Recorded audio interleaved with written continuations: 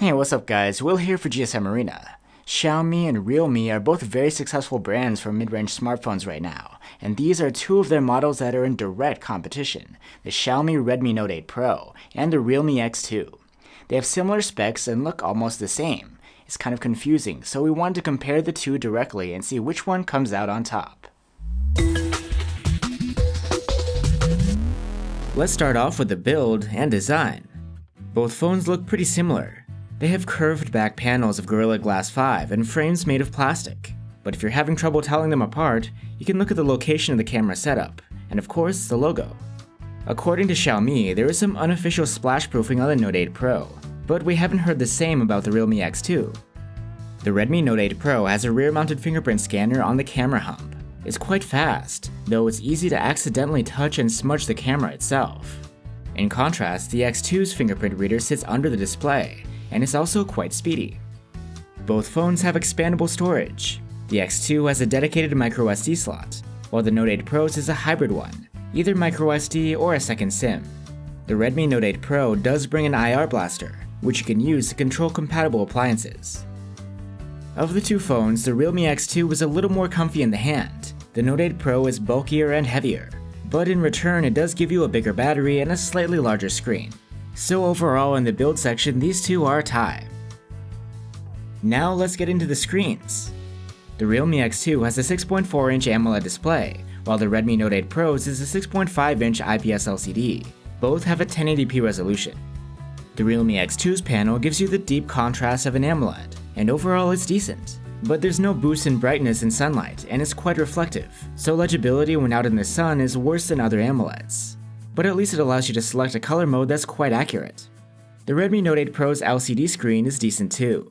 Contrast is good for an LCD, and sunlight legibility is about on par with the Realme. The color accuracy isn't stellar though. Since it's an AMOLED, the Realme X2 has an always-on display. In contrast, the Redmi Note 8 Pro, as an LCD, has an LED to let you know about notifications. The result here is up to your preference. I would rather have an AMOLED, but there's nothing wrong with the Xiaomi's LCD screen. It's actually quite good. So how's the audio? Both phones have a single bottom-firing loudspeaker, and the quality is quite similar. It's nothing too impressive on either device, but the Realme X2 has the edge as far as loudness goes. The story with headphones plugged in is almost the same, but flipped. Both have about average audio quality, but here the Redmi Note 8 Pro is louder.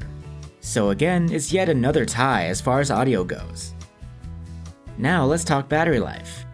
Here the Redmi Note 8 Pro has the advantage thanks to its larger 4500 mAh battery, but the Realme X2 with its 4000 mAh pack is no slouch either.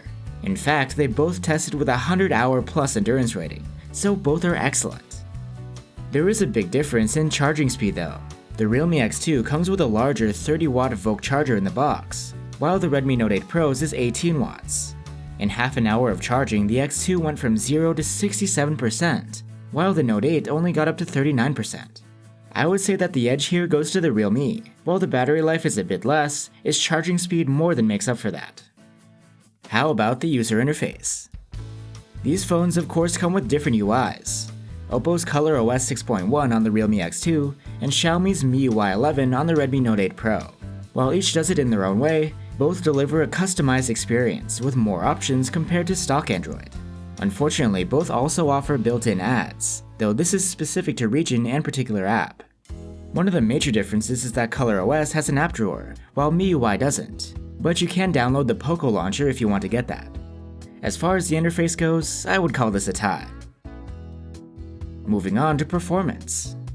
The Realme X2 is powered by the relatively new Snapdragon 730G, and the Redmi Note 8 Pro is also sporting a new chipset, the MediaTek Helio G90T. Both are mid-range chipsets which pack some extra punch as far as gaming is concerned. In benchmarks, both phones scored a virtual tie in both CPU and GPU tests.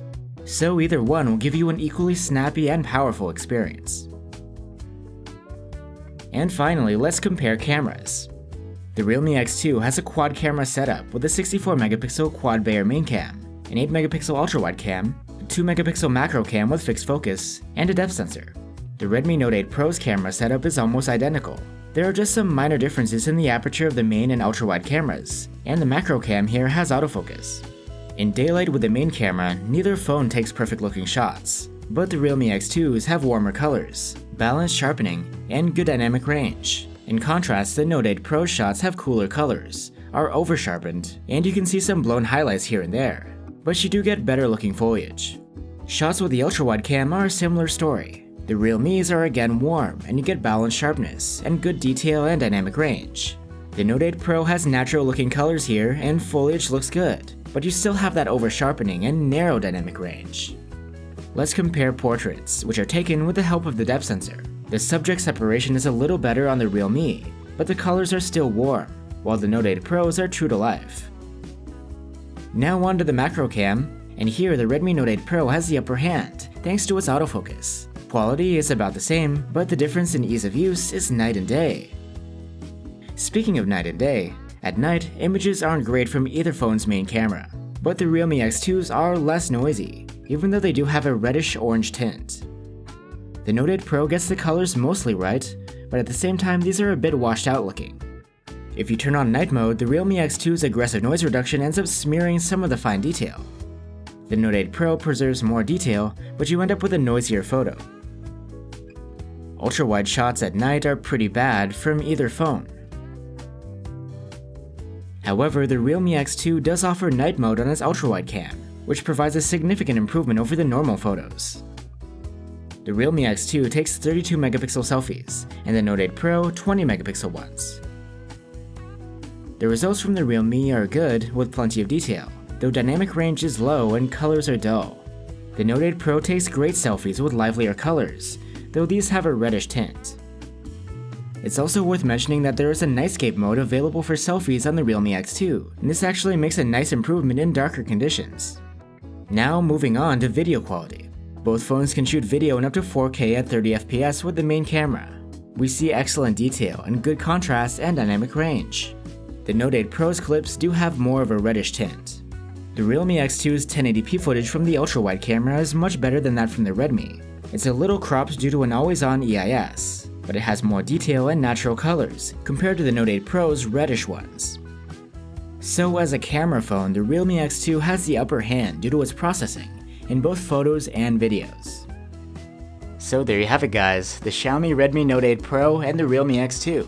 They're pretty evenly matched feature-wise, and many of the features one offers over the other, like a larger battery or an AMOLED screen, are up to your own personal preference and what you need in your own life. Well, that is except for the cameras. They're almost the same, but the software processing from the Realme is in general a bit better than the Xiaomi. But again, this may depend on your own tastes, as many of our nitpicks had to do with the colors and color temperature, which some people don't mind. Finally, we get to the price. The 128GB versions of both phones are going between 250 and 300 euros, but depending on the market you can find the Xiaomi substantially cheaper. Keep that in mind in your consideration, but regardless, both phones are worth recommending. Thanks for watching guys, and see you on the next one.